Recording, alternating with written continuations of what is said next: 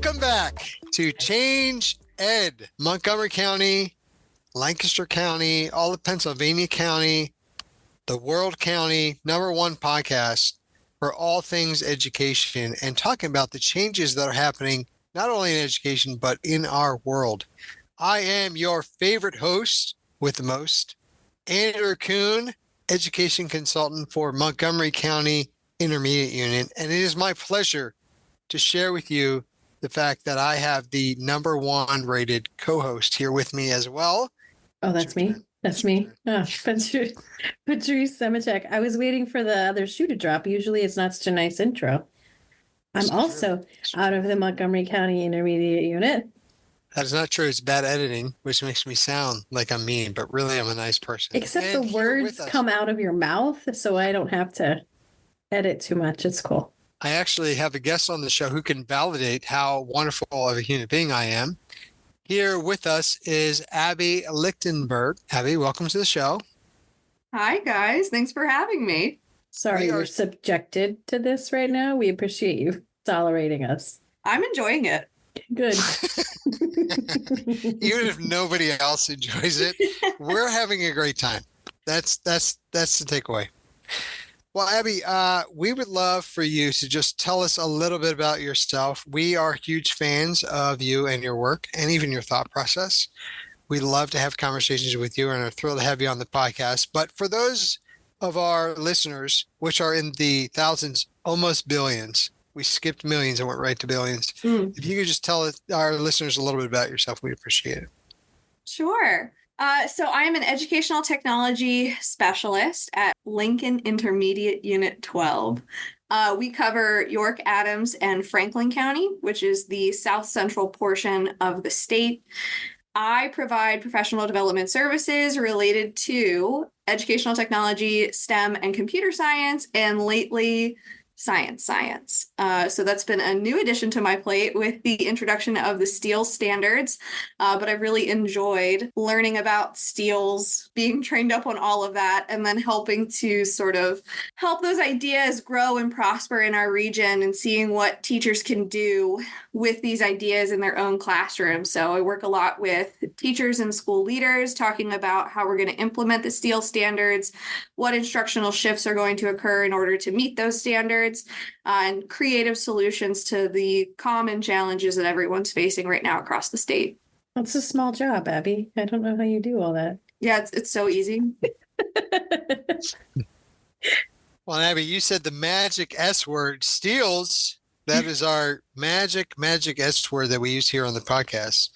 And there's been a lot of conversation, not only on our podcast, but discourse that's going on throughout the state talking about what does that look like? What does that mean? How do we embrace it? There's a lot that we have to consider, a lot to take off and chew, for lack of a better words, and really dive into it. So we're starting a new year. It's a great time for resolutions. And, we would love some insight from you on what would be something that we could focus on as educators, specifically when it comes around to making all of these changes and facing forward to the potential that STEELs and really that exists in all of education.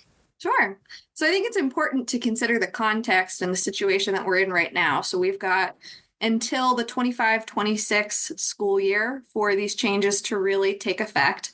And so we've got about a year and a half left to get ready for these standards to sort of hit the ground and for us to take off with them. So I think being about a year and a half out, my advice or my mantra right now is no one can until they try. I love that so much. It feels so true, especially when you think about so let me start with this. Running professional development, you are not just showing people a new way of doing something. You're not just delivering content.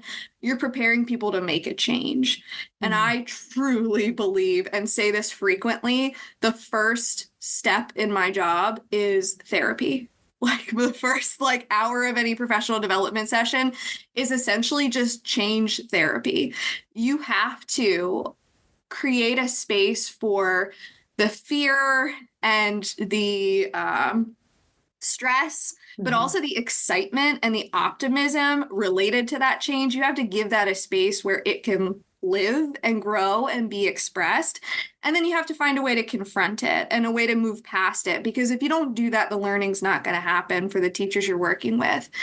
And so once we get through that sort of like therapy session, one way that I found that really helps people to move forward, to acknowledge that, like, we say all the time, and this is like not good advice because it's kind of depressing, but We say love bad advice on this podcast. Please just spew it out.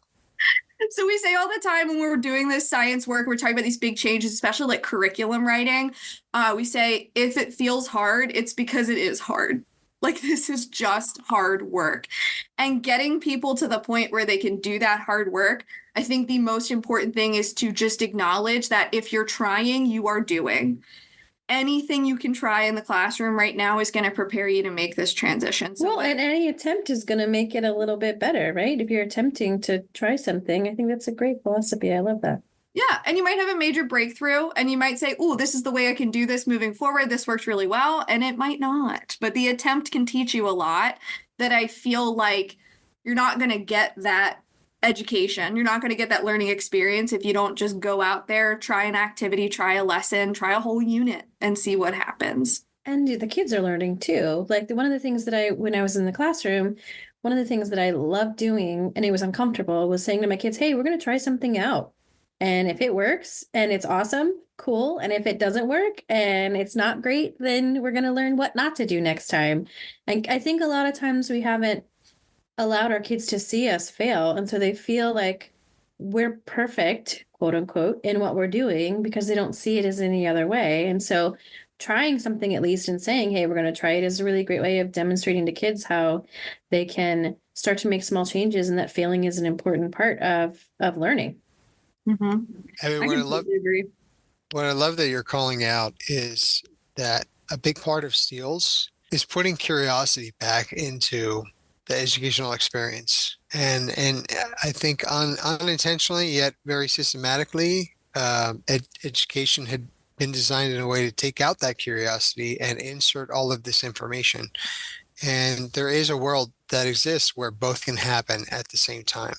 And being curious and wondering and exuding excitement about something and specifically not knowing something, right? Like even not knowing something can make you just as excited as actually knowing it. And something we talked a lot about is the experiencing the journey. So I really love what you said, and I think it's a huge nugget. As case in point to what you said, Patrice told me there's no way that Abbey will ever sit down with us and have a podcast. She's too busy. She works in 3 counties. She does not what I said. Both of our jobs combined. That's not what I said. I said to her, Patrice, you don't know unless you try. So I really appreciate you quoting me in this your New Year's resolution and suggestion for people. So thank you. I really don't like being misquoted on a podcast. Cool. I mean, maybe we should record ourselves all the time while we talk. I feel like this is one of those moments with whatever that commercial is where they like call the red flag and then they rewatch the rerun. Yeah, no, we're just gonna agree to disagree here. Go on. Yeah. You can tell Abbey agrees with me. I can just see it in her face. Mm-hmm. Again, tolerating us. What are my options here? I have to. You can just peace out. You can just peace out. You're like, and I'm done. We've lost Abbey. She dropped off the call. Well, Abbey, I really appreciate this perspective and your insight. And one thing that Patrice does say that I will quote her on and know that this is accurate is that at most we can only change 10% of our practice in a given year. And this is a really great spot to start and will have a bigger impact. Someone else that I like to quote is Thomas Kuhn. Yes, my Uncle Tommy, who talks about the paradigm shift.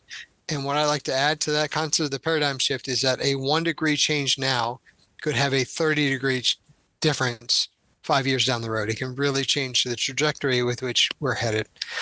So, Abbey, I want to, as our guest, as this person who's bringing the wisdom to our space, I wanted to open it up to any closing thoughts for this podcast. I think Patrice raised a really good point too, in thinking about how does this apply to our students. Of And course you did. It's I think the always me. same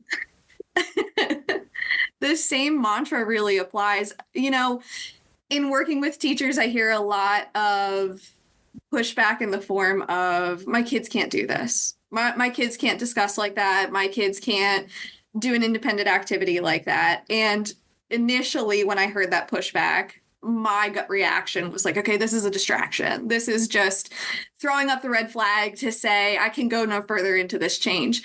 But I do think that that's true. And I think, Andrew, you commented on this too, that idea of like bringing back curiosity and wonder. Our kids haven't been able to do that in a while. We've kind of taken that out of the education system, and we don't reward that kind of behavior and that kind of thinking anymore. So this is going to be a change for them too. And we have to give them the opportunity to try if we want them to grow those skills as well. I think Patrice also said something about like resilience in our kids, like learning from failure and seeing us fail. I hear from people all the time, like, my kids don't have that grit. They don't have that resilience. Our entire education system, every benchmark, every test is one and done. There is no try again. So there is no resilience we're building. We're not learning from failure. We don't have time in the school year. We just keep moving. And I think that the STEEL standards really support changing our practice to be more of a trial and error, an opportunity to build that kind of resilience and perseverance in our students too, and to see what they can do if we just let them try. I love that. That's the perfect, like, boop, but Kuhn's not going to let it be the end thing. So go ahead, Andrew. What? How dare you? Since you queued it up for me, I might as well say something.